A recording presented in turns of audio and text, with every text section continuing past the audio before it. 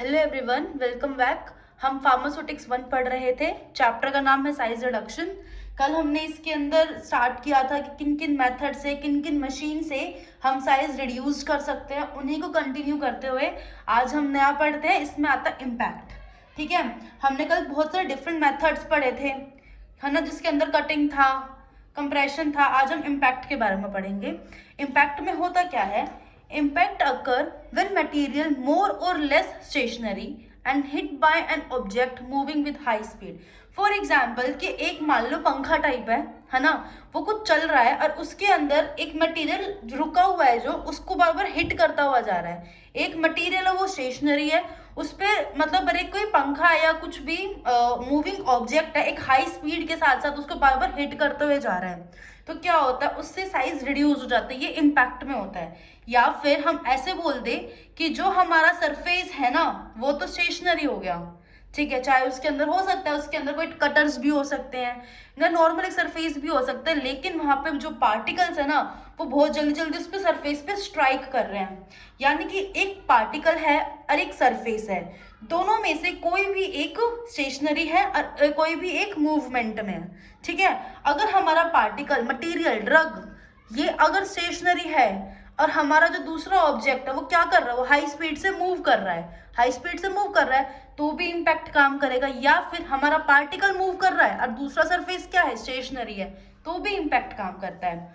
There is no apparatus for small production. Small production के लिए impact के through कोई अपैरेटस बना ही नहीं है। लार्ज प्रोडक्शन में इम्पैक्ट की हेल्प से साइज रिडक्शन होता है। किन किन अपैरेटस की हेल्प से? First is hammer mill, second is disintegrator.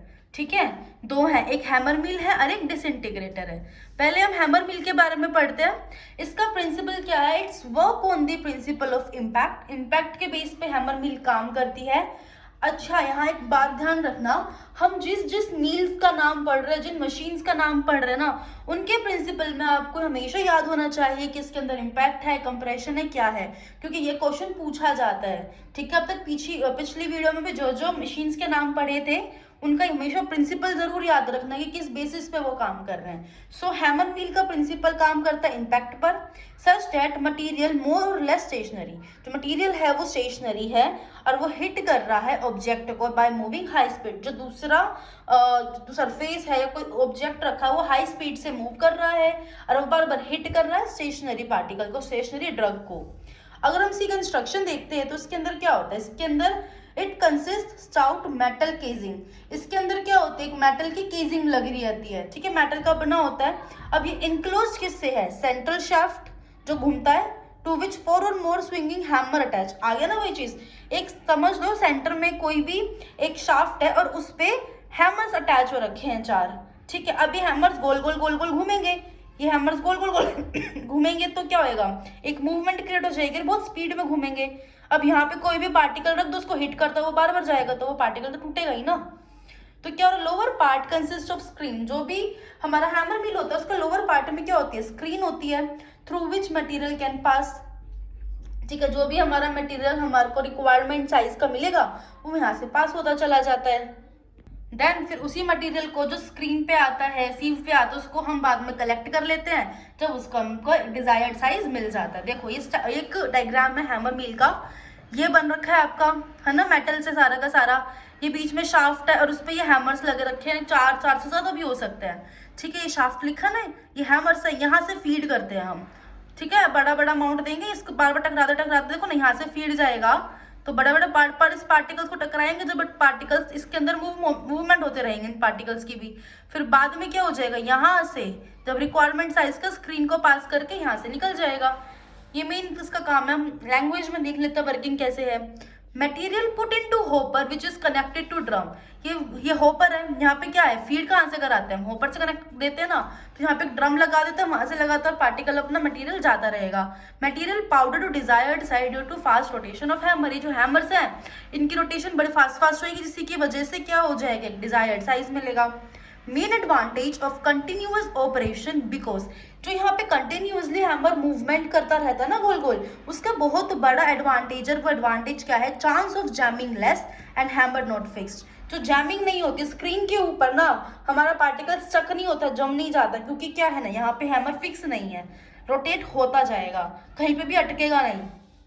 Meal can produce coarse to moderate fine powder, mill coarse powder भी बना सकती है और फाइन पाउडर भी बना सकती है। Due to high speed of operation heat may be generated which affect thermolabile drug. So hammer mill कभी भी थर्मोलेबाइल ड्रग के लिए यूज नहीं की जाती। क्यों?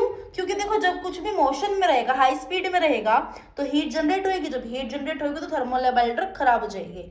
ठीक है, हाई स्पीड में damage to mill if foreign particles, देखो क्या होता है जब हाई स्पीड होगी ना, तो जो फॉरेन पार्टिकल्स की वजह से मील खराब हो जाती है। देखिए हाई स्पीड से क्या, जो फॉरेन ऑब्जेक्ट थे ना, जैसे कि स्टोन और मेटल, अगर फीड किससे चले गए, लाइक हमने फीड में दिए थे, हमने यहाँ फीड में पार्टिकल दिया, अपने कोई भी ड्रग्स वगैरह दिए, इसी के साथ अगर मेटल का पार्टिकल चला गया, स्टोन का पार्टिकल चला गया, तो उससे क्या होगा, जो हमारी मील है ना वो खराब हो जाएगी, क्योंकि बार बार हिट करेगा ना उसको। यूजेस में देखें, it produce intermediate grade of powder, कि जो इंटरमीडिएट ग्रेड ऑफ पाउडर बनाता है, हर टाइप के पाउडर, हर तरह के सब्सटेंस का पाउडर बन जाता है। बट ये जो स्टिकी मटेरियल होता है ना, गम्स, जैसे कि गम्स हो गया है ना, या फिर रेजिन्स हो गया, इनका पाउडर नहीं बनता। ठीक है, नेक्स्ट इज डिसइंटीग्रेटर। डिसइंटीग्रेटर का भी प्रिंसिपल किसके बेसिस पे होता है, इम्पैक्ट के बेसिस पे होता है। अब इसका कंस्ट्रक्शन हम देखते हैं। It consist of steel drum having shaft in the centre. एक बड़ा सा स्टील का ड्रम होगा, है ना, ऐसा बड़ा सा स्टील का ड्रम होगा, उसके बीच में क्या होगी, एक शाफ्ट होगी। Shaft contain disc on which four beaters fixed. अब शाफ्ट क्या है, शाफ्ट के क्या रहेगा, इसके पास ना डिस्क रहेंगे, डिस्क रहती है शाफ्ट के पास में, लाइक इस तरह की डिस्क रहती है इसके पास में। ठीक है, डिस्क रहेंगी, 4 बीटर्स लग गए इस पे, डिस्क पे डिस्क बन जाती है, इस पे 4 बीटर्स लग जाते हैं। शाफ्ट रोटेट करता है with speed of 5000 to 7000 revolution per minute. ठीक है, इतना स्पीड में ये रोटेट करता है। The side of upper and inner surface of drum is rough and अनडुलेटिंग।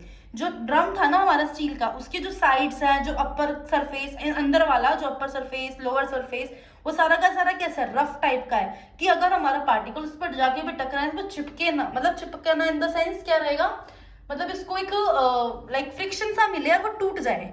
ठीक है, तो जो उसका लोअर पार्ट है ड्रम का, उसके पे एक डिटैचेबल स्क्रीन लगी रहती है।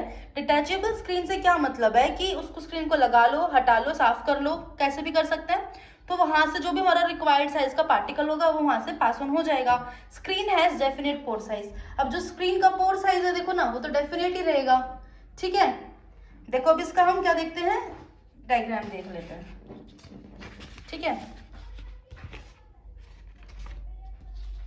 डायग्राम में देखिए, इस तरह का डायग्राम है इसका डिसइंटीग्रेटर का। देखो ये थी हमारी स्टील, स्टील के अंदर बीचों बीच ऊपर दिखा रखा है, बीचों बीच क्या लग रहता है अपना।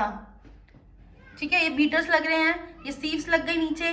ठीक है, अनडुलेटिंग इनर सरफेस आ गया, ऊबड़ खाबड़ सरफेस है, ये डस्ट बैग है, इसके बारे में हम वर्किंग भी पढ़ लेते हैं। ठीक है, इस शाफ्ट की पूरी एक शाफ्ट लगी हुई है इस पे। ठीक है, वर्किंग में क्या है, beater responsible for grinding by the help of undulation of inner surface and roughness of drum। Beaters क्या करते हैं, जो बीटर्स 4 बीटर्स दिखा रखे थे, ग्राइंडिंग करते हैं, और इनको हेल्प कौन करता है, अंडुलेशन ऑफ इनर सरफेस, जो दिखा रखा था ना ये वाली सरफेस। ठीक है, और क्या, जिसके अंदर जो रफनेस है ड्रम की वो भी। ठीक है, material fed to beater through hopper which fitted to drum. Drum में एक ड्रम से एक मतलब होपर को फिट कर दिया जाता है, होपर एक सरफेस होता है, उस पर से ड्रम लगा दिया तो वहां से लगातार मटेरियल इसके अंदर जाता रहेगा। Material broken into small parts by impact of beater. Beater के ऊपर इम्पैक्ट देगा पार्टिकल्स को, और पार्टिकल्स छोटे पार्टिकल्स में टूट जाएंगे। Due to the high velocity of beaters air velocity inside the chamber increase. ये बात हो जाती है क्योंकि 5000 से 7000 रिवोल्यूशन पर मिनट हो रही है, तो वेलोसिटी बहुत ज्यादा है बीटर्स की, तो उसकी वजह से क्या होगा, जो उसके जो हमारा ड्रम है, ड्रम के अंदर जो एयर की वेलोसिटी है वो बहुत ज्यादा इंक्रीज हो जाएगी। ठीक है, so air is allowed to pass through an outlet on which dust bag is tied. तो एक हमको स्पेस बनाना पड़ता है जहां से एयर को हम पास ऑन कर सके, तो इसीलिए एक डस्ट बैग बना देते हैं विच रिटेन फाइन पाउडर। तो डस्ट बैग क्या करेगा, यहाँ से हवा निकलने का मीडियम, और यहाँ क्या जो फाइन पार्टिकल्स है ना, डस्ट बैग अपने पास रख लेगा। ठीक है, अब इसका यूज देखते हैं। Use for all type of material, hard material, लेकिन इसमें भी रहता है drug should be dry before fed. And हाँ, अगेन इसके अंदर भी गम जैसी ड्रग्स का हम यूज नहीं कर सकते हैं। सो यहाँ पे हमारा इम्पैक्ट खत्म हुआ। कल हम नेक्स्ट पार्ट करते हैं सो तब तक के लिए kindly like share subscribe, bye.